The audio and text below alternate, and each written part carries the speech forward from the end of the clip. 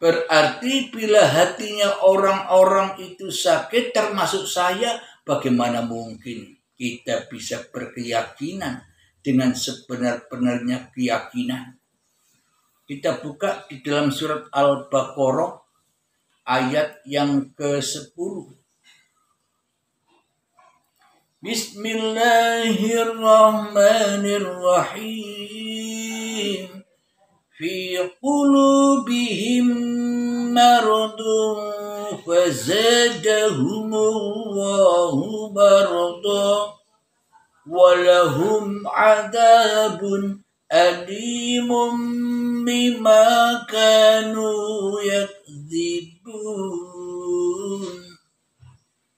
Yang artinya dalam hati mereka ada penyakit, lalu Allah menambah penyakitnya itu dan mereka mendapat azab yang pedih karena mereka berdusta.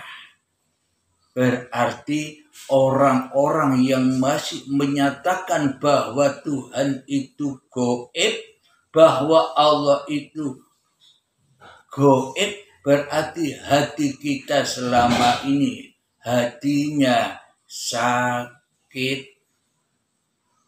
Maka ketika hati kita sakit, Allah akan menambah penyakit itu. Apa maknanya? Ketika kita sholat berpenyakitan, ketika ke masjid berpenyakitan, ketika ke gereja berpenyakitan, ketika ke wihara berpenyakitan, ketika kemana saja apapun tempat ibadah bagi agama-agama lain, ketika manusianya masih merasa wujud dan masih merasa berperan, yaitulah hati-hati orang yang sakit. Termasuk diri saya, bila diri Abdul Halimnya ini wujud, lebih wujud daripada Allah, diri Abdul Halim ini pun juga sakit. Sakit apanya? Sakit imannya. Sakit apanya? Sakit keyakinannya. Maka Allah akan menambahkan penyakit-penyakit itu dan mereka mendapat azab yang pedih. Seluruh apa yang dilakukannya ditolak. Ibadahnya ditolak, pujian-pujiannya ditolak, sholawatannya ditolak, zikirannya ditolak, perbuatan baiknya ditolak. Kenapa? Karena apa yang dikerjakan itu najis dan berpenyakit.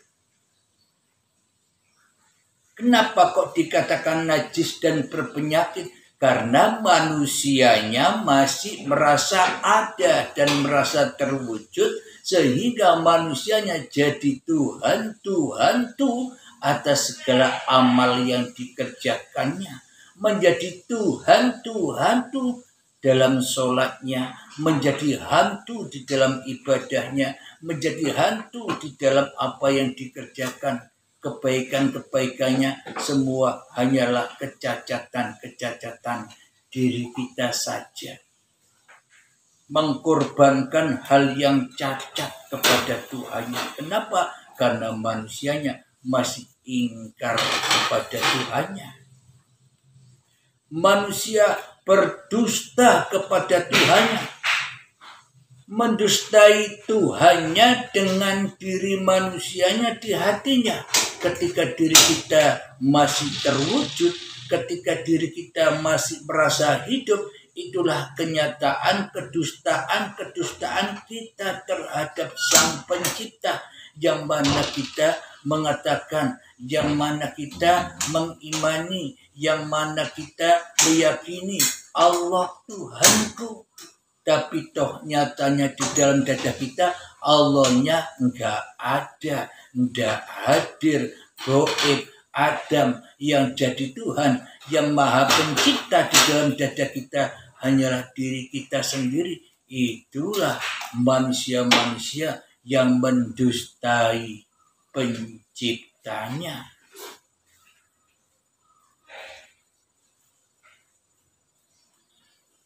Memang seolah-olah orang-orang yang merasa bertuhan itu telah berbuat kebajikan atau kebaikan. Memang orang-orang yang seakan-akan bertuhan itu sudah melaksanakan syariat-syariat agamanya masing-masing. Akan tetapi kita selama ini yang merasa bertuhan, ternyata kita yang menjadi Tuhannya syariat-syariat kita sendiri. Kenapa kita menjadi Tuhannya syariat-syariat kita sendiri? Karena kita menganggap Allah tidak punya syariat. Hanya manusia yang punya syariat. Karena hidup telah manusia aku sebagai hidupnya. Sehingga seolah-olah apa yang diaktivitaskan oleh manusia itu hanyalah syariatnya manusia. Jadi Allah tenguk-tenguk di atas sana, Allah jadi pengangguran di atas sana, nunggu persembahan kita. Jadi seolah-olah Allah itu barang atau seolah-olah Allah itu sosok yang lemah, tidak bisa kemana-mana. Hanya manusia yang merasa bisa kemana-mana. Hanya manusia yang merasa bisa melakukan apa-apa. Sedangkan Allah itu lemes. Tak punya daya. Yang punya daya hanyalah manusianya. Dengan apa yang dikerjakannya. Seolah-olah manusia berkuasa atas dirinya sendiri. Itulah hati-hati yang sakit itu. Hati-hati yang kotor itu. Hati-hati yang najis itu. Selama ini sejak akil balik tiba sampai setua ini, semua amalnya jadi busuk. Jadi makanan neraka. Di dalam neraka minum darah dan nanas saja. Di mana nerakanya? Di dalam hati yang masih wujud manusianya. Itulah yang dimaksud naroka. Api yang di dalam dada. Siapakah dia? Ya diri kita sendiri. Alhamdulillahirabbil alamin. Itulah yang dimaksud orang kafir itu. Saya, Anda, kita semua ketika Tuhannya belum wujud, belum nampak, belum nyata, belum hadir di dalam diri setiap manusia, ya manusianya masih kafirin. Kafir itu apa sih? Terhijab hamba dengan Tuhannya. Terdinding hamba dengan Tuhannya. Karena manusianya masih mabuk dengan agamanya. Karena manusianya masih mabuk dengan penghambaannya. Karena manusianya masih mabuk dengan persembahannya. Karena manusianya masih mabuk dengan pengabdiannya, seolah-olah semua itu dilakukan oleh manusianya sendiri-sendiri. Bila kita tidak cepat-cepat menyadari, maka terkunci hati kita. Dikunci mati oleh Allah, tetap mati selama-lamanya, abadan abada, hingga waktu yang ditentukan. Kapan selama-lamanya? Ya di dalam kehidupan ini selama-lamanya tidak mengenal Tuhan dan apa yang diperbuatnya. Selalu dan selalu di dalam kedustaan dan selalu di dalam kedurhakaan saja, kebohongan saja yang dilakukan.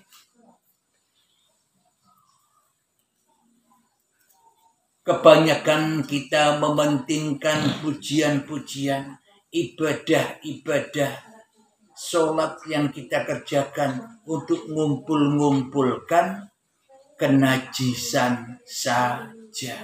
Untuk ngumpul-ngumpulkan bekal di dalam neraka saja.